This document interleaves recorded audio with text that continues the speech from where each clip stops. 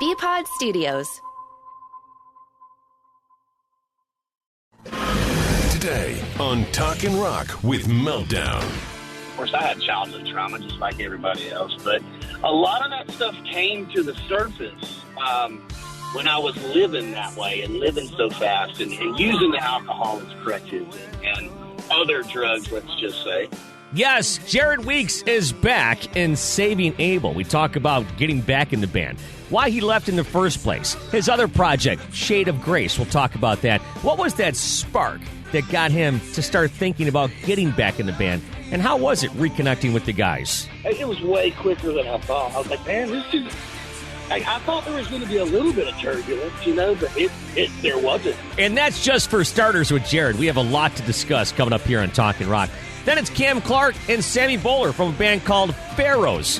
What's this band all about? Cam describes it like this. I mean, it kind of fits into the same vein as, like, I'd call it like alternative.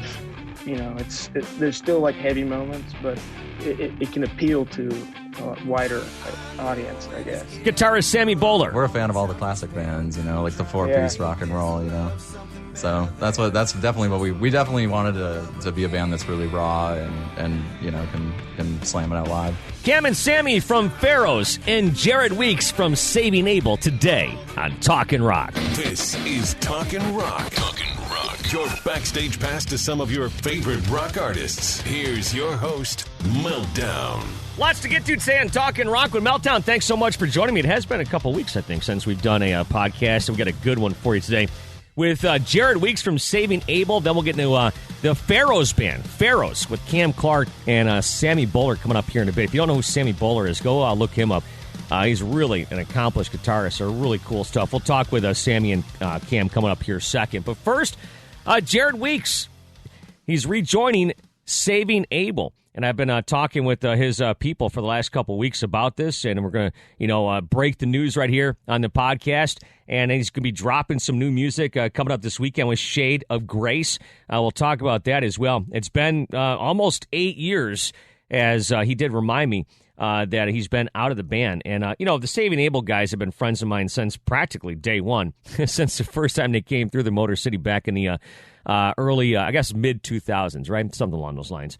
Anyways, but just good guys, a good Southern rock band, and they got some great classic songs. I mean, just the song I was playing, Addicted. I mean, just a huge monster hit for those guys back in the day. But Jared has, I guess he's gotten himself back into a good space and back into the band as well. And I'm not going to talk too much about this because I want Jared to talk about it. And just remember this. This is a pretty candid interview, pretty candid conversation. I wasn't exactly sure what I was going to get with Jared, but he opened up and warts it all and told me everything about leaving the band, rejoining the band, and the whole thing. So hope you guys dig this. It's one of those things where he's on a road trip with his family. So they stop at, rest stops. You can hear the kids in the background and the whole thing. But it's a great conversation today with Jared on Talkin' Rock. Hey, what's up? Man, I'll tell you what. Yours as well. It's been a long time for sure, and many miles traveled in between the last time you were in Saving Abel, and lots to lots to talk about. And we'll talk about Shades of Grace coming up here. But first, you've been out of the band for 8 years, and now you're getting back in. Is that right? Do I have that correct? You have that correct. It's been almost 8 years, but obviously the universe had it planned, and here we are. We're back. And we're about to take over again. Yeah. Now let's go back to when you left the band. What was the reason? Did you just want to do a solo thing? Did you want to just get away from touring, or what was the reason? Truthfully, or do you want some crazy answer? Well, be truthful, I guess. Yeah, I'll be truthful. Let's see. I was 23 when I signed the record deal. So at that point in life, we got pretty big pretty fast. For Saving Abel, we were on the road in a van, and then the very next month, we're in a tour bus with Nickelback. So it all happened pretty quick. And I had a habit of living life as quick and as fast as it happened for us. So it was one of those situations where I had to get myself out, and I had to save myself, man. I had to go home, and I've been in therapy for a few years, just mental health reasons, man. I'm pretty sure had I not quit that I might not be around. But it just so happens that I am, and we're working things out. But, yeah, I had to stop because when you're living a life like that, turned up at that type of volume, living that fast, I mean, it's the same as anybody. You know, you got to be able to handle that type of lifestyle without, using the drugs and alcohol as much as I do. Yeah, that was one of the reasons. Yeah, I was going to say like crutches. So go ahead. So what were some other reasons? Well, I mean, obviously, in my opinion, Saving Abel is one of the hardest working bands that was out there. I remember one year we had 268 shows, and you know what I'm saying? And, yeah. And then the days off were spent in a parking lot somewhere on a tour bus. So we did work a whole lot. So when you're with people like that and as young and as green as we were, little bitty problems end up being big problems, and a lot of that stuff did take place. And that's why, now I'm 38 years old now, and it took me until the past few years. It does matter who you surround yourself with, especially in these situations in the music industry. You've got to have a team that's around you, willing to go to bat for you, willing to stand up for you, and whatever it takes. And I think, in my opinion, the reason Saving Abel, we got there so quickly, we didn't necessarily pay attention to who all was hanging out with us at that time as well.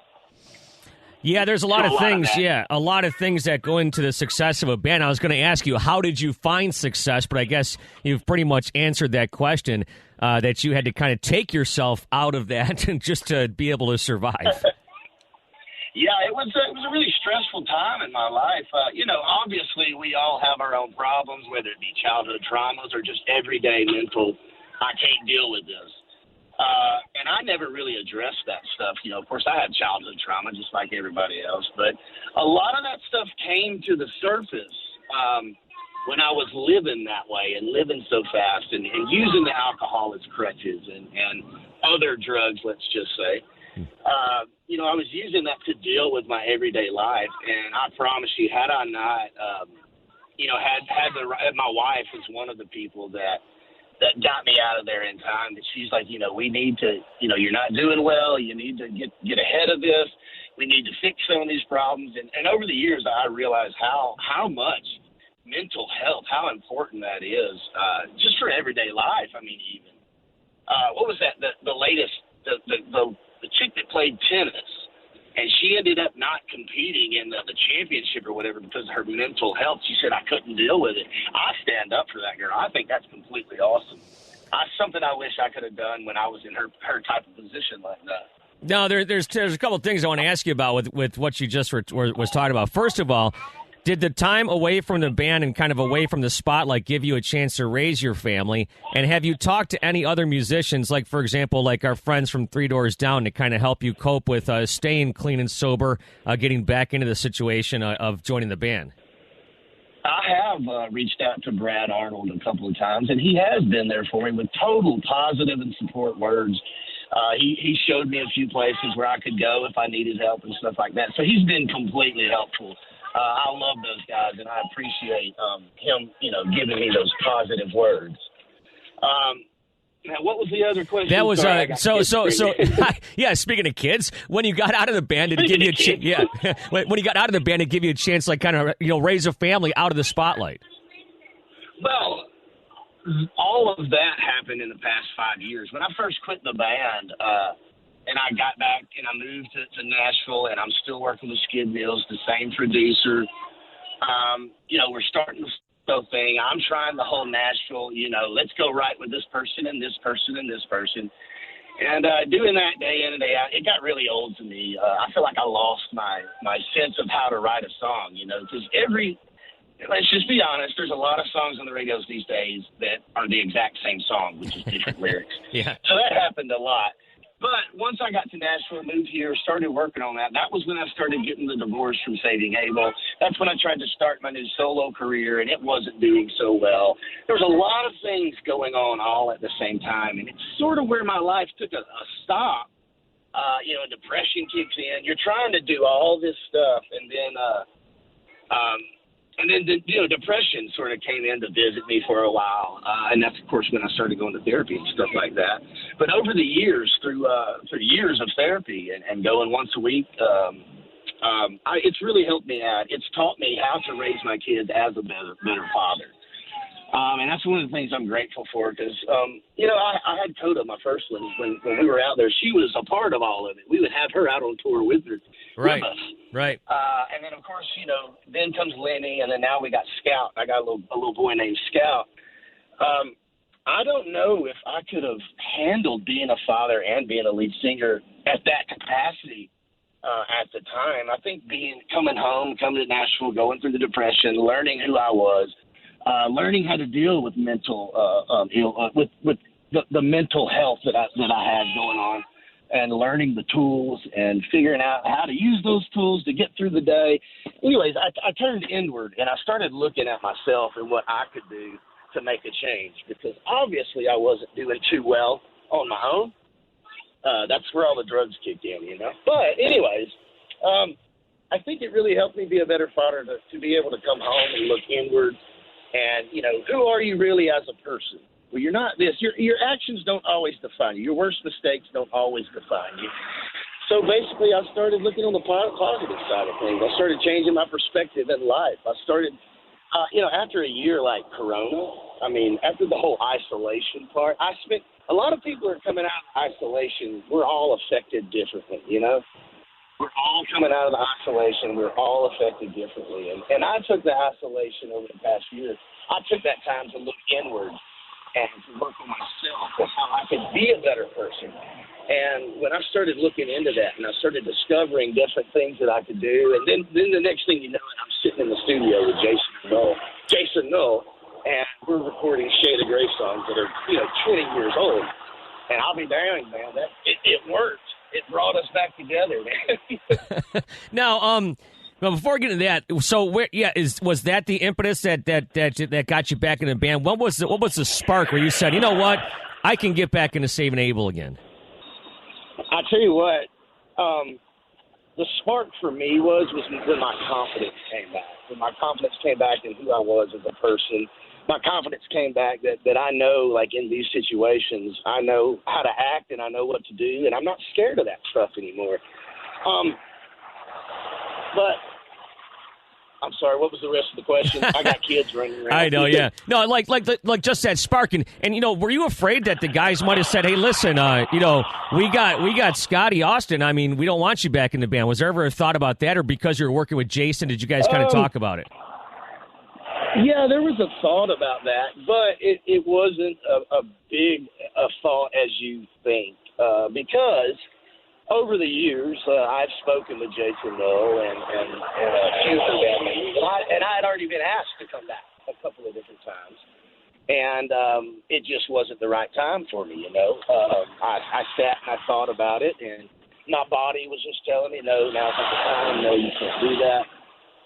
And then obviously, a year or two later, it just happened by chance that I had one of my guitars. I had them with a guitar tech that was taking care of my guitar and fixing it. Well, I called the guy up one day, and I was like, hey, what are you doing? He's like, man, I'm headed to carry Jason Null his guitar. And I'm like, wait, you got Jason's guitar too? And he's like, yeah, I got Jason's. And I was like, cool, so I reached out to Jason. And I was like, oh, so you got Tim working on your guitar? He's like, yeah. And then Jason goes into telling me, he's like, well, man, I was at the studio with Skid the other day, and we sat there for an hour and a half just listening to hundreds of unrecorded Saving Abel songs. And he said, I got to thinking about the Shade of Grey stuff. And that's when the spark hit me, because that Shade of Grey stuff is something I always go back to whenever I need that moment. Like, those songs have been around. That's how I learned how to write songs. That's where I wrote my first songs. That's the formula that Jason and I had put together that really got us to where we were going.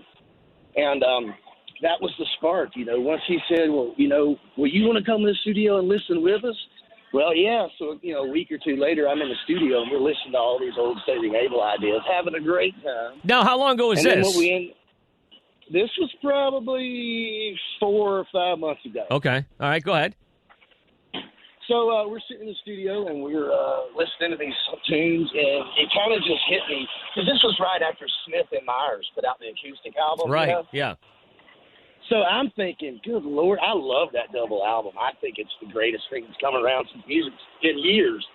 I just listened to that album over and over and over. But then I got to thinking, well, all these Shade of Grey songs are just like these acoustic type Smith and Myers. They're doing it. I'm like, we should just get in the studio and pick out the songs we like, do them acoustically, and, because we've got the content, why not just put it out there? So we were just originally going to put it out as Shade of Grace. Shade of Grace 20-year song. Jared and Jason, here we are. Here's some songs we're putting out. And then as we went along in the timeline, it just so happened that, I told Jason, we got to talking one day, and we both said we both made it right with each other. And basically, he was like, well, are you ready now? And I'm like, yeah, I'm ready now. Let's do this. So then we started coming up with a game plan, as far as Saving Abel, Shade of Grace. We're putting Saving Abel on the top of it now, not just Shade of Grace. Let's see, what else? We got a Essential album that we're putting up. We just got our rights back on Addicted 18 Days and all the earlier Saving Abel albums. So we're re-recording all those. And so we're re-recording all those singles. We've got 3 unreleased Saving Abel tunes that we're putting on that album, along with another single or 2. So that's going to be coming out probably around October. We're going to tour the rest of the year off the Saving Abel Essentials album.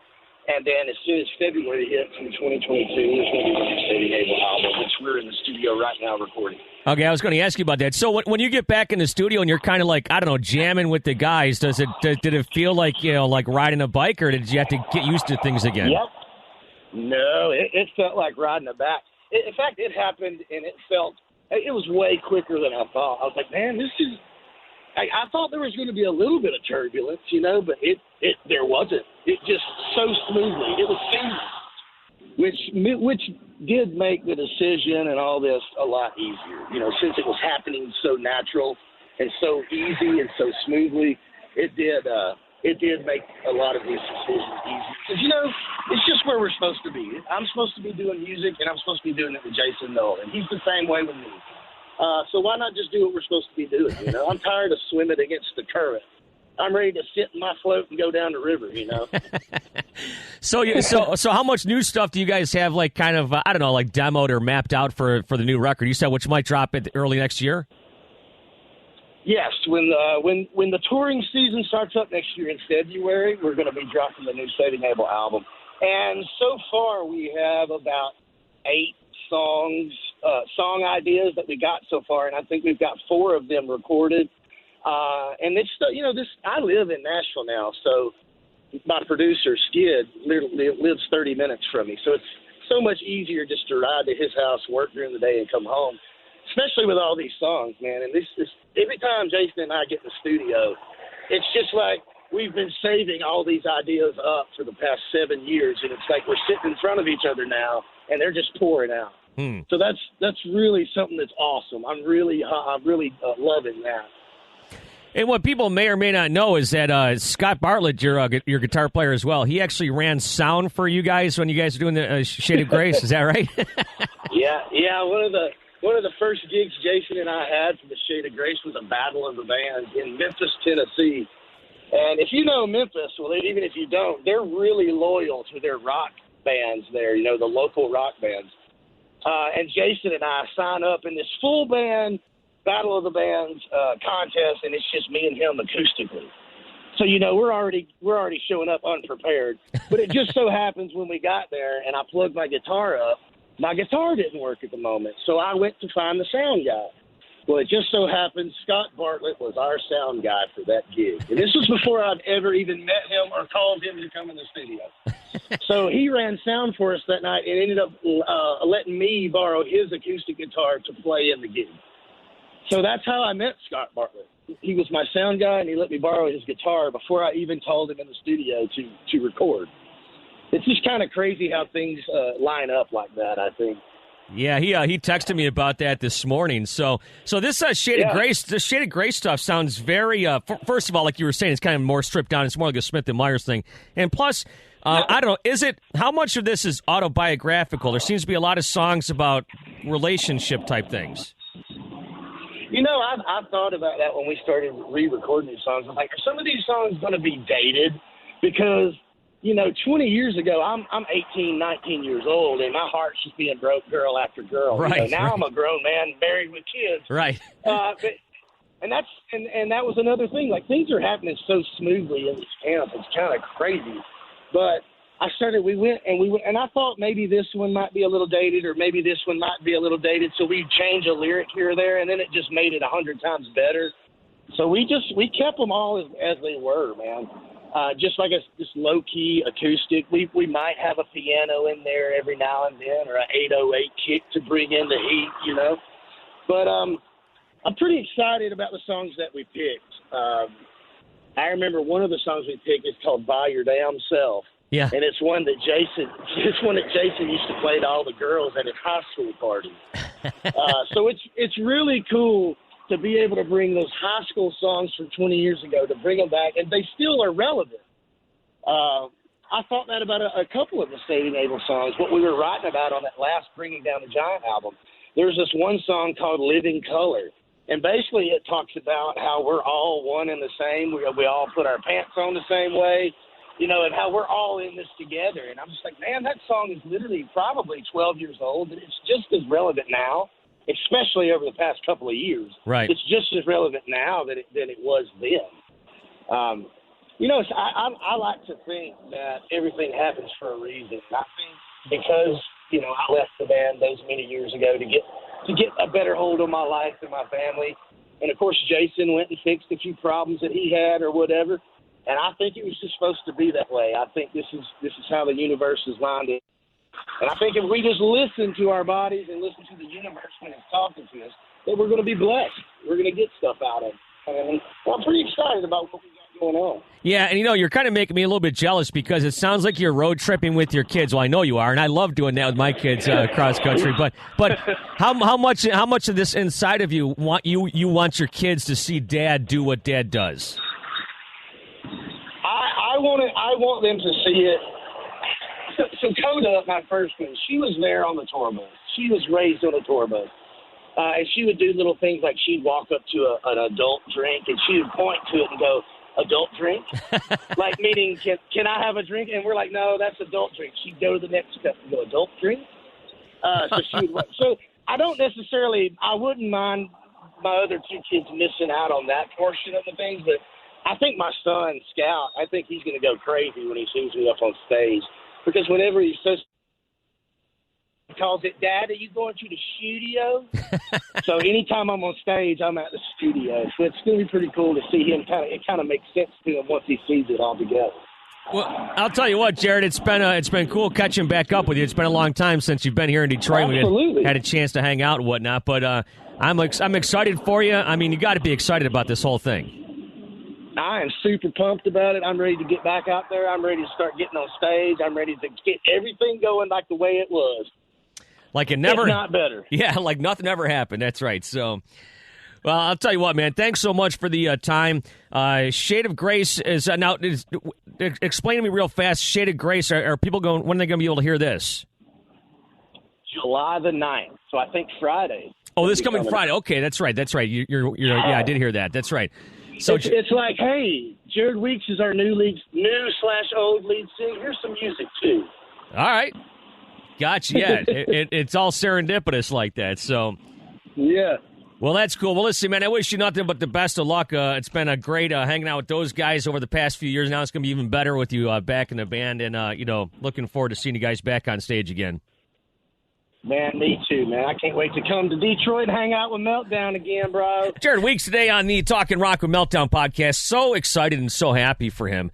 And of course for Jason and Scott as well, Scott Bartlett and Jason Null. It's like I've known those guys for 15, 16 years, something like that. And just good people.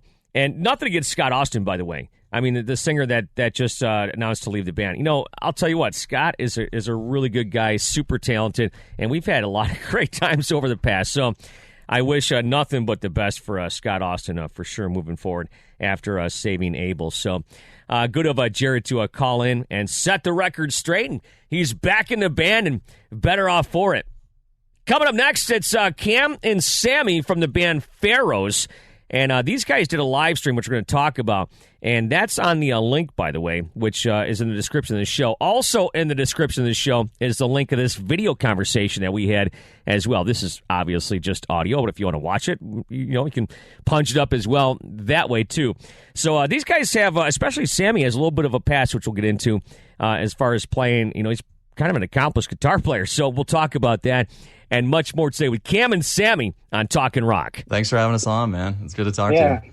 Yeah, now, Sammy, you're in Royal Oak, Michigan here, and Cam, you're in the Paris of the Midwest. Is that correct? That is correct. Down there in Kentucky. So we'll get to the band here in just a second. But Sammy, you got a pretty cool history, and I wanted you to tell people who perhaps maybe haven't heard of your history, like what you've done and who you've played with, and kind of give us a background on where you've been in this industry. Well, first of all, I'm a guitar player. I grew up in Detroit, and when I was 19, I met a great band from around here called Citizen Zero. So that was kind of the first real project I was in.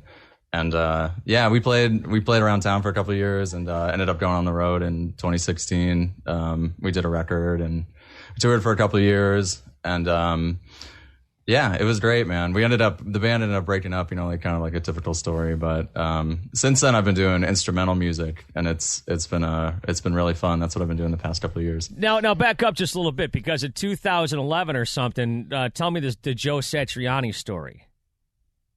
I was in college, man, and I ended up I entered this Guitar Center contest. It was like a Satriani like cover contest, basically, and he picked a few winners, and I got to, basically it was like a master class. I got to meet him and get to watch him play up close. And it was in LA, which was cool. I'd never been to California before. So getting to go out there for the first time was cool. I was a pretty young kid at the time. So it was awesome, man. He's one of my heroes. So anytime you get to meet your heroes, it's cool. Yeah, Joe is such a great guy, too. I've had a chance to interview him a few times.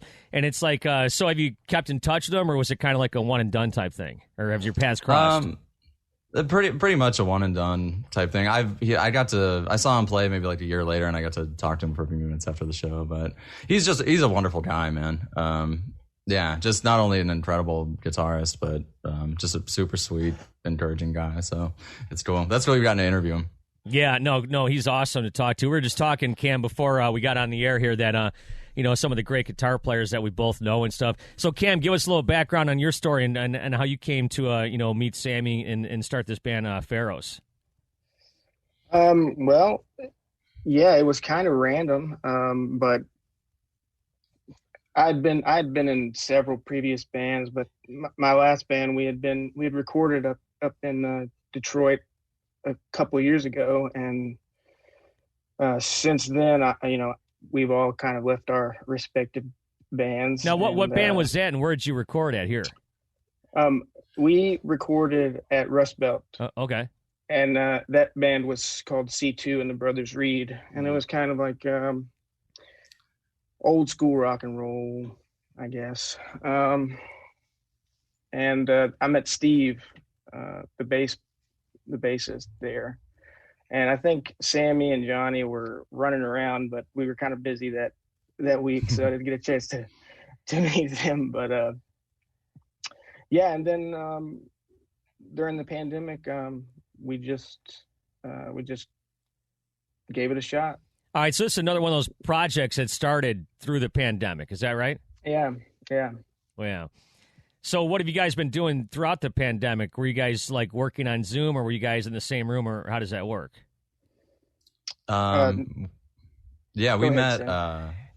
We met like Cam mentioned, like it was kind of random, but Meltdown, do you know Al Sutton? He owns Rust Belt Studios. Yeah, of course. Our bass player Steve and I, we work out of there, and we were just all hanging one night, and Al was kind of like giving me shit. We were hanging out, drinking, listening to music. He's like, Sammy, you got to start a new band, man. Like, he's kind of like laying into me a little, and it's like 2 a.m, and he goes, I was kind of making excuses like, I'd love to play in a band, but it's so hard to find a great singer, man. It's impossible, It's like that's always the hardest thing for when you're starting out a band.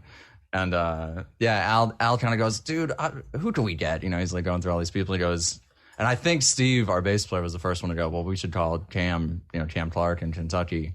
And Al was just like, as soon as he said Cam, Al's like, that's it. I'm calling him right now. And I'm like, dude, it's like 2 a.m. It's like, dude, it's like 2 a.m. Don't do that. He goes, I'm doing it. So I don't know. Cam, he like hit you up the next day, right? Like he actually did, ended up, Yeah, he slid in my DMs actually.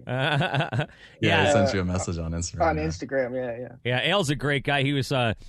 You were saying you were working out of there. So were you there when Alice Cooper was recording?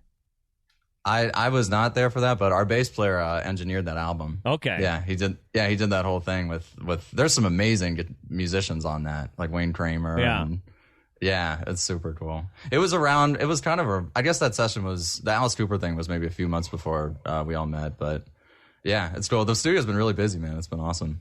So it's weird that I'm talking to you guys because one of my friends just the other day, he's like, hey, August 7th at the Crowfoot, you want to go see Pharaohs with me? At the time, I'm like, I'm not really sure who you're talking about here. And then, through serendipity, I guess, we're talking to you right now. So you guys did this, correct me if I'm wrong, this live stream back in January. Is that right? Where was that at? That was at Rust Belt.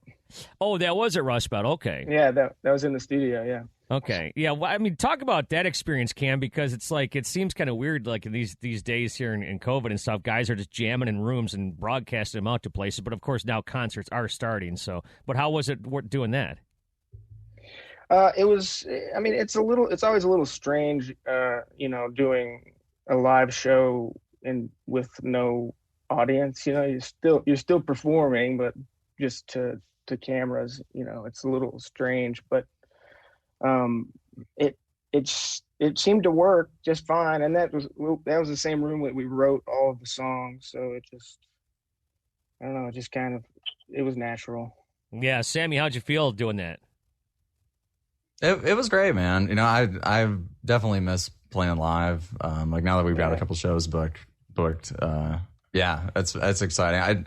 It's been a long year, man. Not being able to play shows, and I don't know. It was kind of just weird being home during the summertime. Like I haven't been home in the summer in so long. Yeah. But yeah, it's gonna be great. I mean, I cannot wait for. We're playing a show, and we have 2 shows booked right now. We're playing in Nashville in a couple weeks, and then we're doing Detroit on August 7th. So yeah, if you want to come, just let me know, man. It'd be awesome. Yeah, that'd be great. So October 15th, also, Sam, you're doing a solo show at the Crowfoot.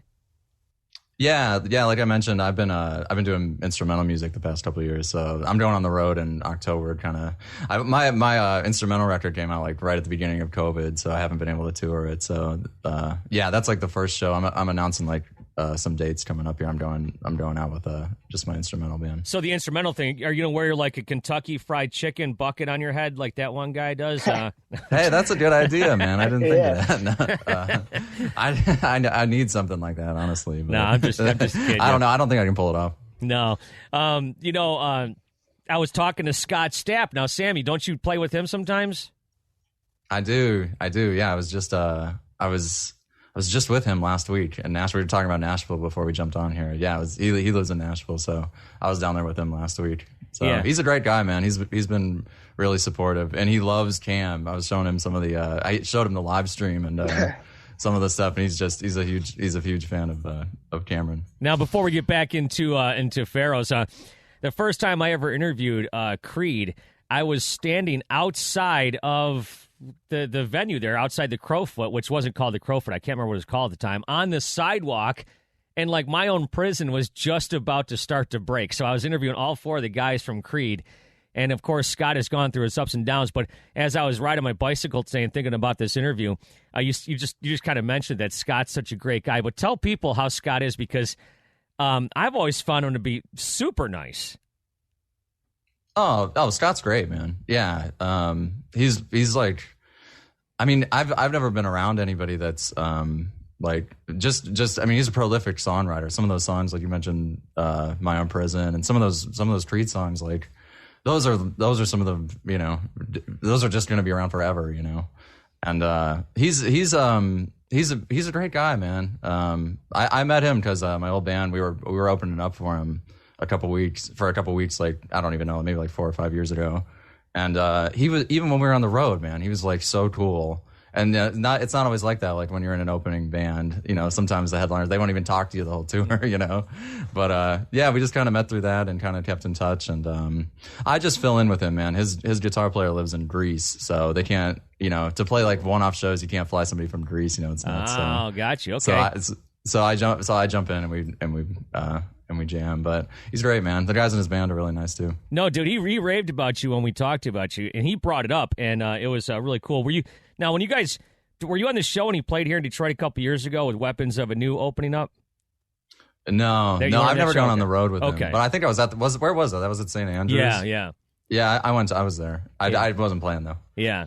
No, Scott is cool. So, Cam, tell us about the band Pharaohs, and like, if for someone that's never heard the music. So, I'm listening to it, and I'm like, it sounds like something I can't quite put my finger on it. Has anyone described your music or compared it to anything? And for someone that hasn't heard it, what do you think it sounds like to you? I've actually heard a lot of people say that. It sounds like something, but I don't know what. I think it I don't know. We're all kind of inspired by a lot of the same kind of music, but then we all kind of have the differences are what make it cool and kind of unique. But I mean, it kind of fits into the same vein as like, I'd call it like alternative. There's still like heavy moments, but it can appeal to a lot wider audience, I guess. Yeah, Sammy, what do you say? Which is cool. No, I think Cam nailed it. It's I'd say it's like alternative rock or heavy alternative rock. It's so funny, man. It's like when we were first initially like texting or whatever, like, hey, you should come up, let's jam. You never know what it's going to be like until you actually get in a room and play together. It's like you can talk about it forever. And John, our drummer, Steve and I have played together since we were like since John and I were teenagers. We played together a long time, but yeah, it's like you can talk about it, but as soon as you start jamming and feeling each other out, it was just really cool. Like, it's just been such an easy, natural thing. Just writing all the music and jamming and recording. So yeah, I think we have like a really cool combination of all of our different influences. Like, we love a lot of the same stuff, but we also love different things as well. Now, John was in Citizen Zero with you too, as well, right? Correct. Yeah, he's a drummer in Citizen Zero. Yeah, I was listening to this song, and it's kind of cool because I'm into like this. Right now it's like with the Greta's and the Dirty Honeys and the Rival Sons, all that. I really like the 4-piece like real rock bands. You know what I'm saying? It's like that. Yeah. That's where I place you guys in there with the real rock bands. They're real musicians, and it's like I like to hear the bass and the guitar and the drums and the singer and all of it that comes together on stage, and you can pull it off on stage, because some of the stuff that's a little bit more produced, to me, seems a little bit phony, but that's just to me. I mean, yeah, I agree with that statement. Yeah, thanks, man. That's really nice, man. Yeah, I think, that's one thing we definitely, we're a fan of all the classic bands, like the 4-piece rock and roll, So that's definitely what we definitely wanted to be a band that's really raw and can slam it out live. Now, do you guys have any other? You got these concert dates here, but are you guys talking with hopping on any tours with anybody in the future? We're working on it. Yeah, we haven't put any music out yet. So once you kind of have to have a record out or something out before you go on the road. So we're kind of just taking it one step at a time, Yeah, I was going to ask you about that. So when's that going to come about? We're still working on it. We can't talk about it yet. Okay. So I'd love to tell you, but it's coming. I promise, music's coming. We're hoping by the end of the year we'll have something out. This might be a crazy question. When you come out with any music by the end of the year, will there be any special guests on it or anything like that, or is it just Pharaohs? Cam, what do you think? You want to have a guest singer on there? Bring them up. bring them up. So as of now, no. Okay, all right, perfect. So how do you come up with the name Pharaohs? Oh God, Cam, you want to answer that? Well, I think you came up. I think you ended up with that with Pharaohs, right? Didn't you come up with that name? I don't remember. I don't remember. We had days before we were doing that live stream. We named the band like 2 days before we did the live stream, man. Like we were banned for a few months, but we didn't have a name. But that is like the hardest thing when you're in a band. Coming up, that's like, it's harder than writing a record sometimes, like trying to get the right name. But we were doing, I always remember we were going back and forth on the group chat for days. Like, how about this? How about this? And as soon as we'd get one where it's like, oh, that's pretty cool. So one guy would be like, one of us would just go, no way. That's, that's so lame. But I think we came up with Pharaoh's, our drummer John, his girlfriend is a musician as well, Kat, and she was in the studio. We were working on some of her music, and we were listening back to the track, and she was doing like the Cleopatra dance, like the, and I was like, man, I wish we could call the band Cleopatra or or something like Sphinx or whatever. And I think I said Pharaoh, and we all kind of looked at each other. And John goes, "No, man, Pharaohs." And I was like, "That's it, that's it." So Cam was like, "Done, we're done."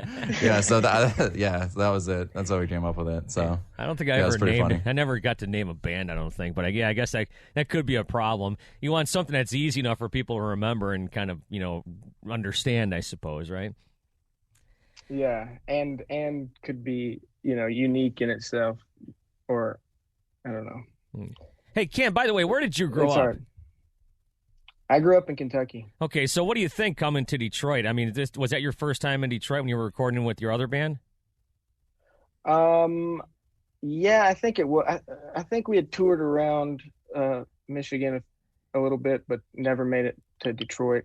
But I like it. I mean, Royal Oak isn't much different than where I'm from. Detroit is definitely different, but like where we're hanging out is, it's still got that like small, big town vibe, which is like Lexington. It's like it's small enough to, feel comfortable, but like big enough that there's tons of stuff to do, Right. Exactly.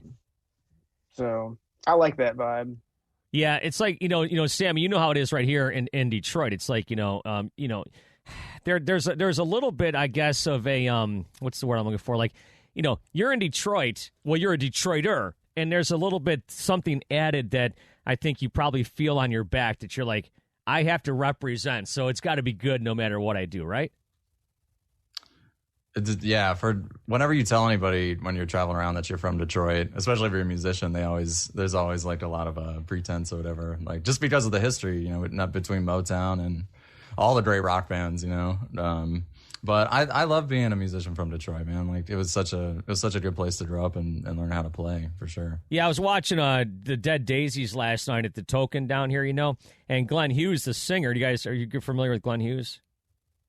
He's great. Yeah, he is awesome. And he's like 70-something. He's in the Rock and Roll Hall of Fame. And I thought to myself, he's so good at his age, like because he had gone through this whole thing with drugs and alcohol and everything else. But he's kind of sober now, and he's so good. And I'm thinking to myself, could you imagine if this guy would have kept going down the drugs and alcohol and been awful? And he's in the Rock and Roll Hall of Fame, you'd be like, well, what kind of, but he's so good. I guess that's what I'm saying, Sammy. It's like when you come from Detroit, there is a certain aspect because the music history is so rich here and that you want to, represent. Oh, yeah, definitely. And just guitar players alone, man, between Nugent and, for me, I'm a huge Mark Farner fan. Like, I was a big Grand Funk guy when I was a kid, so... Yeah, it's cool, man. I run into Jim McCarty sometimes too. He must live around here. Yeah, which is pretty cool. He's another just amazing guitarist. It's so funny you mentioned Mark Farner. I just met his daughter-in-law yesterday at the show or where? At a Speedway in Waterford. How'd you know it was his daughter? What? Because I had a Token shirt on, and then she told me who she was. It's like this whole big weird thing. But then you bring up Mark Farner the next day, and I'm talking to you. It's just kind of a small world vibe, So it is, man. Hey, Sammy, have you ever auditioned for any national acts? I've yeah, but I don't know. Sometimes when you do that, they don't love you to talk about it. Okay. So I don't know. Man, I for me, like I'm kind of at the point, like maybe I don't know. That's never been like the total dream for me, you know. Like I love playing with Scott and it's really fun. But for me it's like I don't know. I love doing my own music, you know. Like I'm kind of at the point where I still love, you know, like playing my own stuff. So I don't know, maybe someday down the line, but I don't know. There's nothing for me. It's like I really love, you know, writing songs and going out and jamming and playing with your friends. That's one thing about like with our new band. It's like we're all just really great friends. You know? Yeah, you wouldn't want to be a hired gun somewhere, I guess. Not right now. Jam, what about you, Jam? Have you ever had to do that like or no? Yeah. No, I've spent a lot of time putting bands together, trying to put bands together. I know it's so hard. It can work and it cannot work, and but I've never auditioned for anything. Well, like I was asking you about that, Sammy, because I know that there are probably guys out there that would look towards your talents and want you in their band. Oh, thank you so much, man. That's really nice. But you're not gonna tell us who it is. So. I'm just teasing. I'm just kidding you. No, I'm pleading Fifth Amendment. Yeah, I plead the Fifth. That's right. Hey, so wrap it up here. So our time's going to come to an end. But what do we got here? We got a few minutes still. So I mean, you guys got these shows coming up. You're working on your stuff. Anything else you want to tell us about the band that people should know about? I'll let you start, Cam. Just stay tuned. We'll have a record out soon, and really looking forward to getting back out on the road. It's been a long time, so come out and see us when we're up at Crowfoot. Yeah, August 7th, that's a Saturday. Oh, my God, is that weekend going to be jam-packed? I know that Guns N' Roses is the next day. You a Slash fan, Sammy? Oh, yeah, huge. Yeah, I'm planning on going to that. Yeah, have you seen GNR? Yeah, I saw him at Little Caesars last time they were here. I'm excited, too, because Wolfgang Van Halen's opening. I can't wait to see that. I'm a big fan of him. Yeah, we should go to that, Cam, actually. I didn't realize it was the next day. I didn't realize it was the next day, though. Yeah, that next day, yeah. We might be in recovery mode, but it's okay. Yeah, I may have to get out there. August 7th to the Crowfoot for sure. But any last parting words, Sammy? Anything we missed? Anything you want to plug or talk about? No, I appreciate you having us on, man. This is our first interview as a band, so I'm glad we got to do it together. Yeah, Cam, I told him you guys saved the worst for the first, so we'll get that out of the way. It's all uphill from here. So, well, guys, thanks so much for your time. I'll be hitting you guys up for tickets for the show and stuff, and I can't wait to hear the full complete Pharaohs project in my hand. Of course, it'll be on vinyl, right? Oh yeah, definitely. Yeah, for sure. Yeah, it's got to be on vinyl. All right, Cam and Sammy, thank you guys so much for your time. Hey, thanks a lot, man. Cheers, bro. Thanks again. That's a pretty good way to get back in the swing of things as far as the Talkin' Rock with Meltdown podcast goes. 2 for 1, or I guess 3 for 1, right? With 2 of the guys from Pharaohs, Cam and Sammy, and Jared Weeks back in the band with Saving Abel. I do have some other ones I'm working on right now as far as interviews. So, like I say all the time, check back, follow this podcast so you can see other interviews that I have coming up. And, it's so much fun doing this. I like the feedback as well. You can hit me up at Meltdown WRIF on Twitter and Facebook and whatnot. Even email me if you want. Meltdown at WRIF.com is how you can get a hold of me directly with comments, critiques. Well, keep the critiques to yourself. I'm going to let the guy with the big voice take us out as always, and thanks so much for listening. Thank you for listening to Talkin' Rock with Meltdown. You can help this podcast grow by giving it a 5-star rating and writing a review on Apple and iTunes. Plus, feel free to subscribe and share it with your friends. Until next time, thanks for listening to Talkin' Rock. Looking for the perfect addition to your man cave? The team at musthavesandfunfinds.com is on the hunt for beer-themed finds and tech toys to help make your space the envy of all. Musthavesandfunfinds.com.